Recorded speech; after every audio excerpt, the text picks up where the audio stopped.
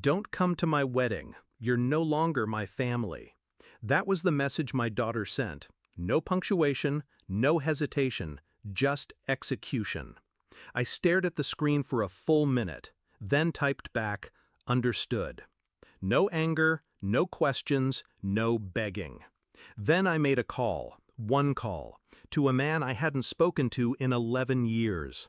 24 hours later, I had 83 missed calls from her fiancé, her future in-laws, her best friend, and finally from her. But by then, it was already too late. She was 25 now, a bride. But I still remembered her in pigtails, barefoot in the garden, chasing dragonflies. Back then, I was Mama the Invincible. But people change, or maybe they just reveal who they've always been. The shift started 5 years ago, after the divorce. Her father remarried quickly, a younger woman, polished, wealthy, poisonous. She smiled like she was always in on a joke you weren't invited to hear. It didn't take long before my daughter started pulling away. Little things at first, forgotten birthdays, canceled lunches, one-word replies. Then, silence. I tried, God, I tried, but every call was a one-way conversation.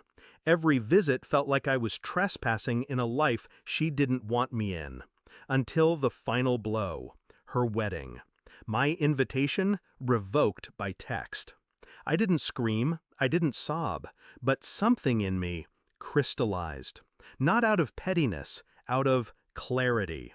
If I couldn't attend her wedding as a mother, I'd attend it as something else. I called Robert, not family by blood, but bonded by history, old friend, quiet billionaire, owed me a favor, a big one. He asked one question, how deep do you want this to cut?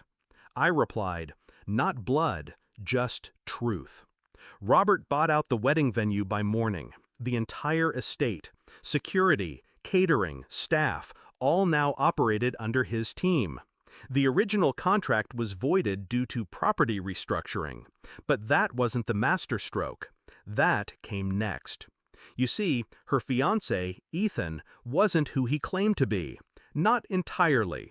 His company's foundation was built on a network of silent partners. One of them, Robert, which made me, temporarily, one of the primary stakeholders. I didn't need to ruin the wedding, I just needed to pull one thread. At the rehearsal dinner, a man stood up and cleared his throat. He introduced himself as a representative of the board. He congratulated the couple, then handed Ethan an envelope. Inside, a detailed report, fraudulent expense accounts, misused investor funds, confidential emails with another woman, screenshots, voice recordings. I didn't fabricate anything. I just unlocked the doors he'd tried to keep shut. Ethan turned pale. Her face? Blank at first, then disbelief, then horror. Her perfect wedding collapsed within 48 hours. Sponsors pulled out, venue canceled, vendors walked. She called me, again, and again. I didn't answer. On the third day, I finally picked up. Why? She asked. Her voice wasn't angry, just broken, like a little girl lost in a burning house. I let the silence hang between us. Then I said, you wrote me out of your life. I simply honored your request. She sniffled. You humiliated me. No, I replied, he did. I just made sure you saw it. Silence. You still could have come. Her voice cracked. To be what? Background noise? A ghost at the feast? She didn't respond. You didn't want a mother at your wedding, I continued.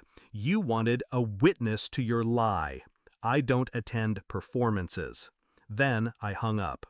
Weeks passed. Ethan tried to salvage what was left of his career. Failed. His investors vanished. His name blacklisted. My daughter moved back in with her father, or tried to. His new wife didn't want the scandal in her mansion. Funny how quickly alliances dissolve when the cameras stop rolling. She called me again, not to apologize, just to talk. I let her speak, I listened, but I didn't rescue her. I wasn't her safety net anymore. You only get to set me on fire once. After that, I learned how to build with ash. I don't regret it. Not the call, not the collapse, not the silence that followed. This wasn't vengeance. It was revelation. I didn't destroy her life. I held up a mirror. She shattered it herself.